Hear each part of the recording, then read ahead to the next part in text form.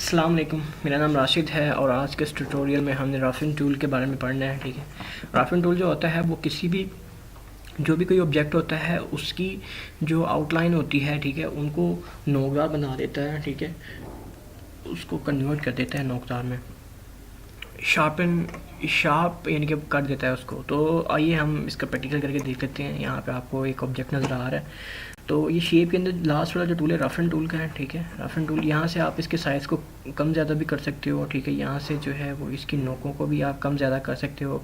ये डिपेंड करता है कि आप इसको कितना करना चाहते हो। ठीक है, इसको अगर मैं यहाँ से 1 करता हूँ तो आप देखेंगे कि ये इसका साइज़ कम हो गया है। ठीक है, इसका साइज़ कम ज़्यादा कर सकते हो। उसके बाद जो है वो आप यहाँ पर आएँगे।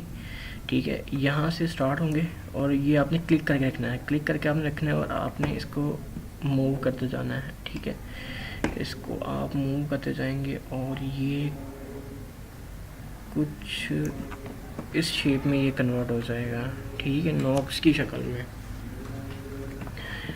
इसके अलावा जो है वो अगर मैं एक स्ट्रेट लाइन यहाँ से करता हूँ,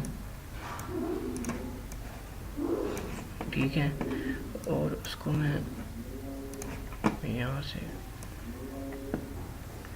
उसको नोकदार में बना सकता हूँ। ठीक है, और उसको बाद में जैसे भी मैं उसको यूज़ करना चाहता हूँ उसको मैं कर लूँगा। ठीक है,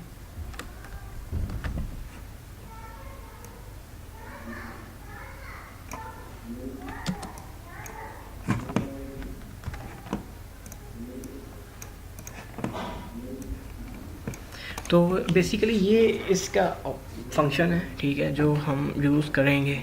तो इसका मैंने बेसिक आपको बता दिया। बाकी ये है कि जब हम डिफरेंट प्रोजेक्ट्स पे काम कर रहे होंगे, डिफरेंट लोगोस बना रहे होंगे, तो उसमें मैं आपको बताऊंगा कि मैं इसको किस तरह से यूज़ कर रहा हूँ। बाकी बेसिक जो इसका फंक्शन है वो मैंने आपको बता दिया है। तो आज के लिए यही था रफ एंड टूल के बारे में। बाकी आप मेरे चैनल को सब्सक्राइब करें, बहुत सारी वीडियोज़ आपको वहाँ से फ्रीली मिल जाएंगी।